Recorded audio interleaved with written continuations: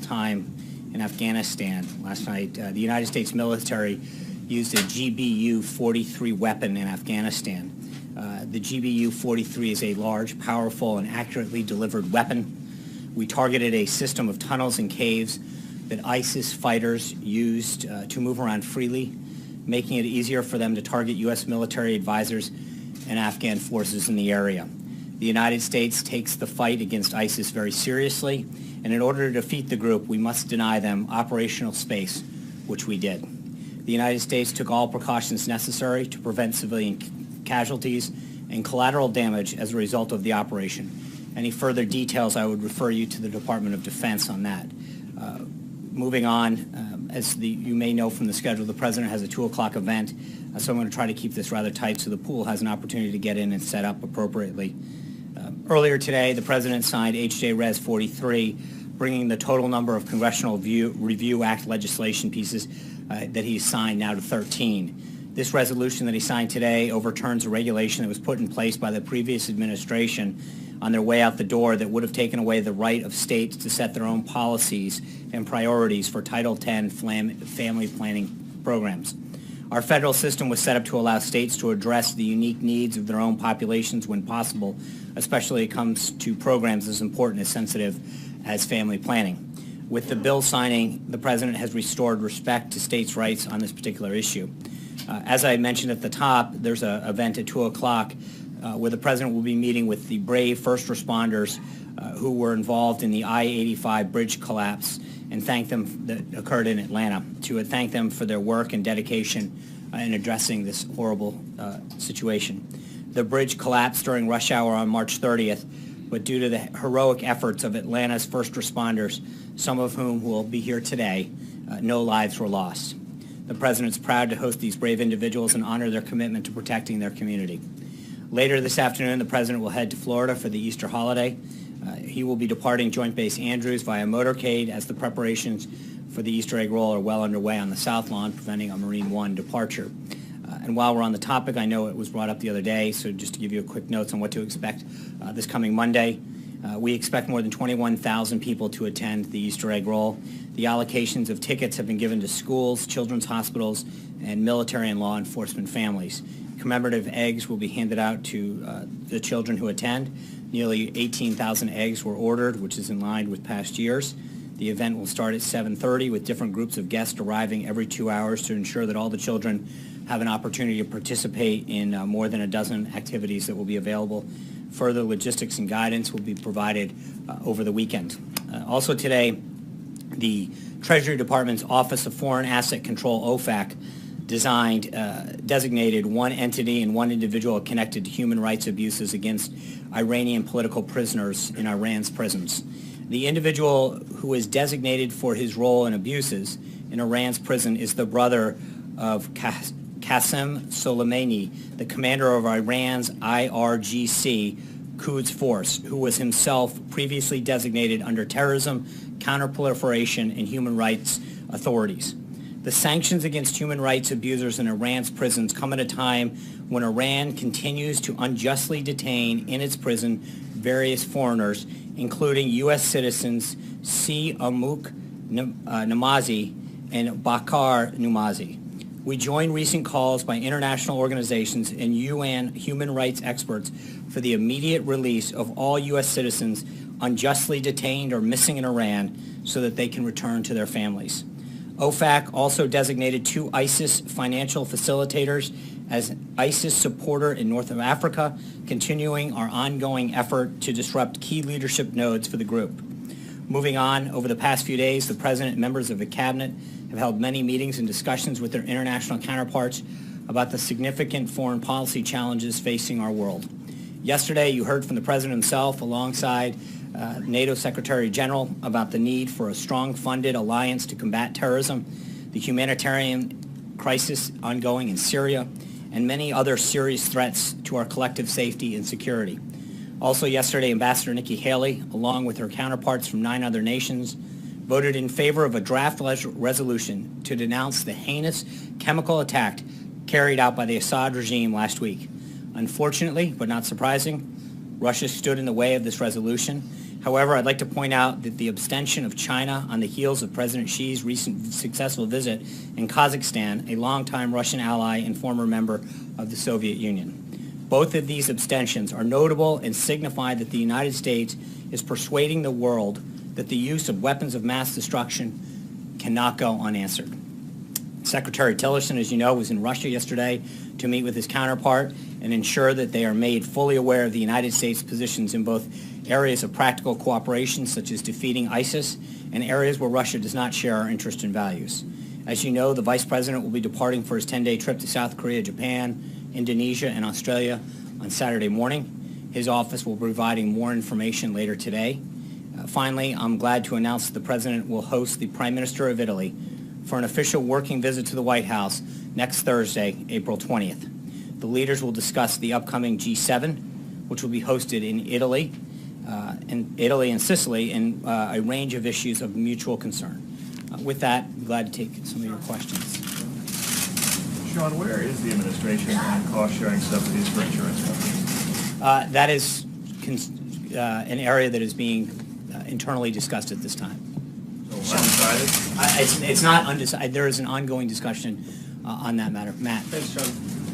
The last few days have seen a number of policy shifts by the president on China as a currency manipulator, the EXIM Bank, the order of doing healthcare and taxes. There's more, but I won't belabor the point. What should the American people make of these shifts, and are there any policy areas that are non-negotiable? Well, I think, respectfully, I think you can look at what you're referring to as a shift in a lot of ways, and by that I mean I saw a couple instances with respect to NATO being one of those shifts yesterday, and if you look at what's happened, it's those entities or individuals in some cases or issues evolving towards the president's position. And NATO in particular, he talked about the need of countries to pay their fair share, to live up to their commitments of 2% of GDP. He talked about the need for NATO to focus more on terrorism. NATO has done just that. And it is something that he pointed out in the first debate in September of last year. He talked about the fact that NATO is moving towards what he has been calling for. And I think in some cases, the issues evolve, that it's not just a clear and fast statement that that the entity itself is moving towards his, or the issue is evolving towards the position that he articulated, and that can't be proven more true in the case of NATO, where he laid out two very clear positions that he had an issue with NATO, and as far back as September of last year, started to recognize that institution was moving much more towards his position. Secretary General noted that as well yesterday. Just a quick follow-up, if I may. The EXIM Bank is another one. That's an institution that hasn't changed at all. So I'm wondering on some of these other policy shifts where you haven't seen the type of change you're talking about with NATO, what should we make of those kinds of shifts? And again, are there any policy areas that are non-negotiable that are off limits? Well, there's always going to be. I think that there's going to be areas where I think, again, it depends on the outcome. In the case of NATO in particular, as I pointed out, it's the most illustrative. I think you look at the president's position, where he wanted to see NATO in particular evolve to, and it's moving exactly in the direction that he said it was in terms of its goals of increasing the amount of participation from other member countries, and two, is having a greater focus on terrorism, something that was reinforced by the Secretary General himself when he was here. I think when you look at these issues and you recognize the direction in which they're moving in a direction that the president stated very clearly. John. Thank you, Sean. On the GBU-43 bomb, Yeah. the first time it's ever been used, why did you choose this particular location? And would you say that this bomb won't be used again in another flashpoint around the world, like Syria, like North Korea, for instance? Yeah, as I noted at the beginning, John, I would refer you to the Department of Defense on the specifics. Separate matter, you mentioned what you see as a win at the UN Security Council. Right. I'm curious as to why you believe this is a win.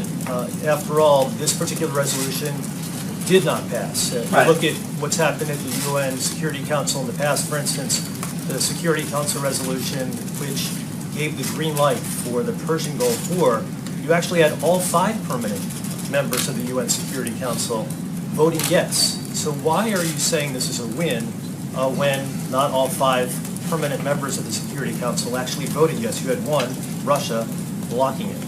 Well, I think it's very significant China's abstention in particular. I think Kazakhstan's another one in terms of its proximate location and history with Russia. You see a breakaway of Russia aligning itself with a position that is not only shared with the U.S. but the rest of the world. So that would be a natural position that they might have taken in the past. But secondly, I think China's abstention is a significant win for the president.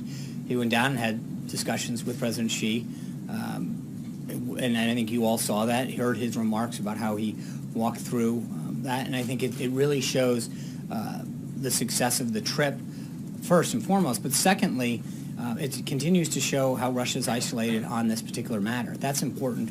So I think on a variety of fronts, it really was a huge win for the United States and for the persuasiveness of the president. John Gizzi. Yeah.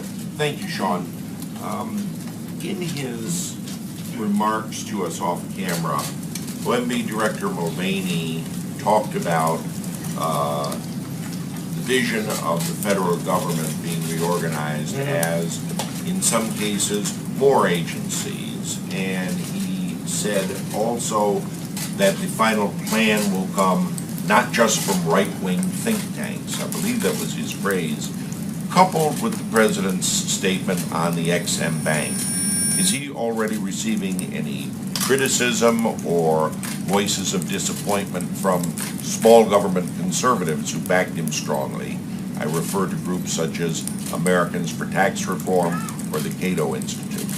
Well, I can't say that I've scanned every group's statements about this particular subject, but I can tell you that he's gotten a lot of very positive feedback, as well as Director Mulvaney, for their effort. As the director noted, you have a government that in large part has never been reorganized. It's just been added to. And when you look at the disparate number of agencies and programs that now flow throughout the government to do, in some cases, the very same thing, and are housed in a variety of agencies throughout the government, the question that you have to ask yourself is not only is the taxpayer getting the best bang for their buck, but are the people that those services are intended to be provided for getting the best services? So Director Mulvaney's effort at the president's direction to really look at how government is organized and operating, I think, is a very significant step. And I think one of the points that he noted is that this is something that should unite conservatives and liberals and Republicans and Democrats. Good government, an effective, efficient government, is something that really doesn't have an ideological home. I think it's something that we all can agree on, that the more that we can effectively deliver for the American citizen and deliver for the American taxpayer, effective and efficient government is something that we should all probably be in line with. Richard. Thank you, Sean. The U.S. ambassador at your Organization for the Prohibition of Chemical Weapons says that Syria uses chemical weapons abetted by Russia. Syria uses a weapon abetted by Russia's continuing efforts to bury the truth. Was the president offered proof of such truth-burying efforts by Russia? Was he offered Proofs of this, evidence that this is happening? Not That aware No? I would like to know also, you've been putting in the same sentence Syria, Iran, and North Korea as failed state, Russia being not a failed state but part of this. Has it become to use an old expression, the axis of evil of this administration? I think it's important to note who Russia is on the side with right now and where they stand. I think it draws a huge contrast to show who's on what side of this argument in this crisis. And I think it's important to note the difference that who they're with. And that's, I think, a very notable thing. I'm not going to go any further than to say that. Very quick last question. With the National Hockey League playoffs just started, will the president cheer for the Rangers or the Caps? Respectfully, that's really not been a subject that's come up too often in the White House. So I'm going to keep with our Richards and go to Richard Elliott from WSB-TV in Atlanta, Georgia. Obviously, our concern is the reconstruction of 85. We understand that the president is meeting with the first responders this afternoon in just a few minutes, actually. But we wanted to ask about the federal commitment to getting I-85 rebuilt as far as federal dollars and easing some federal regulations to get the job done quickly. So a couple of things on that front. Immediately following the tragedy that ensued in Atlanta, the president directed the Federal Highway Administration to release $10 million. And then we have begun to work with the appropriate agencies to expedite that process. I know that there are critical repairs that have to get made, and I think that not only that the initial funding will help with that for the roads and the bridges and the emergency access that needs to get handled, but under emergency relief efforts, there are ways to expedite some of that funding, and the Department of Transportation and the Federal Highway Administration are probably the best way to get a better answer on that, but there are ways that some of that funding can be expedited beyond the initial commitment that the federal government has made. Mary. Thank you, John. Back on some of these shifts, on China in particular, the president did not mince words during the campaign. Now he says he and President Xi have been bonding. Xi means well. He says China's not a currency manipulator. What message does this send to the president's supporters who sent him to the White House thinking he'd be following through on his tough talk against China? I think the president's tough talk was on a variety of subjects was to get results for the American people. That's what he has pledged to do, to get more jobs here, to grow more manufacturing, to keep our country safe. The president and President Xi had a great meeting. The president likes President Xi and got to know him really well in Mar-a-Lago, and I think has established a really good relationship working forward. But at the end of the day, this is always about developing a better situation for the American people, and I think he's done that. And a follow-up, if I may, the president told the Wall Street Journal that President Xi helped him realize that North Korea is not so easy. Did the president underestimate the complexities of this? Did he underestimate how difficult this was going to be? No, I don't think so at all, and I think if China is able to help get a deal with China, the president would appreciate that. I think this would be great for China as well. And as the president noted this morning, if China can help us do that, it'll be great. And if not, we'll go and handle that ourselves with our allies. Steve. On currency manipulation, why specifically did he decide to abandon this?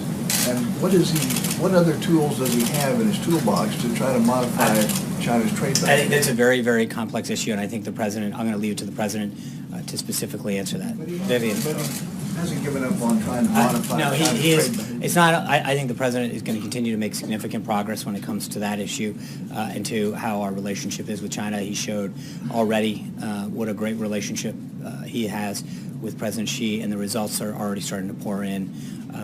And I think that is an issue in particular that the president is best to address. Vivian.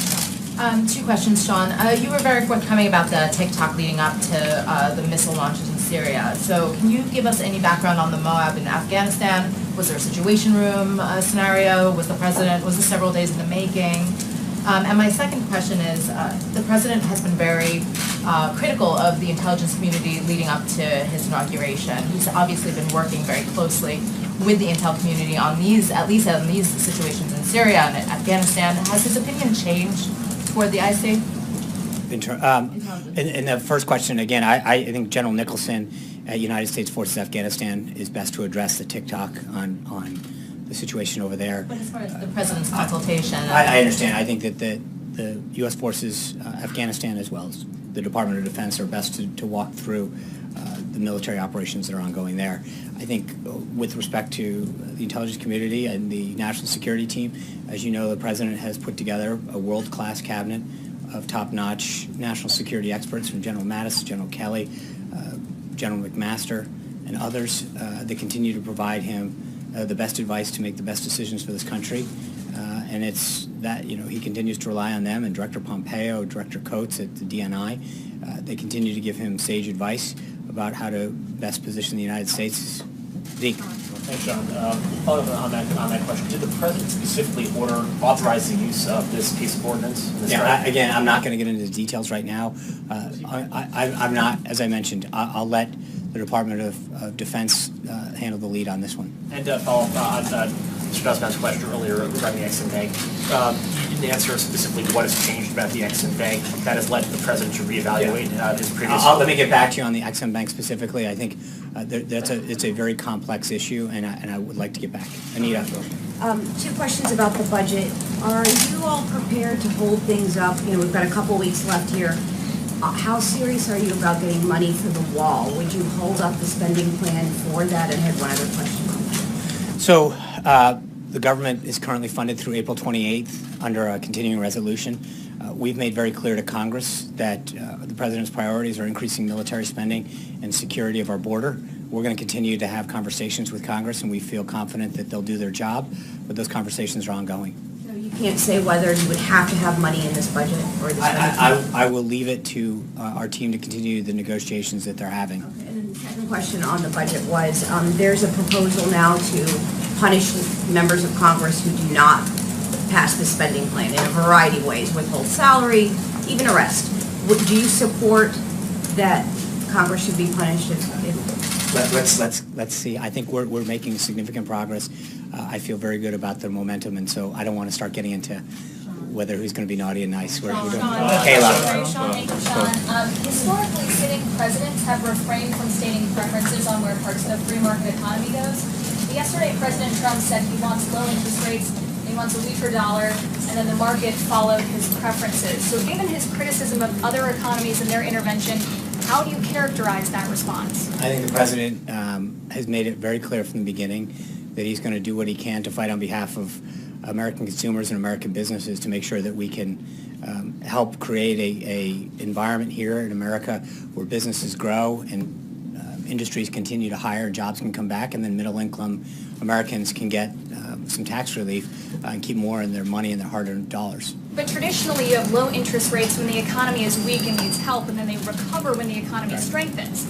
So what was he trying to get at? I understand. I think what he is trying to do is, as you know, Kayla, through a lot of the coverage and a lot of the meetings that you guys have covered and seen here at the White House, the president is continuing to meet with business leaders and people who are creating jobs, union leaders, to find out what we can do. And the president has heard a lot and gotten a lot of feedback and already taken great steps to make sure that we can create a regulatory and tax environment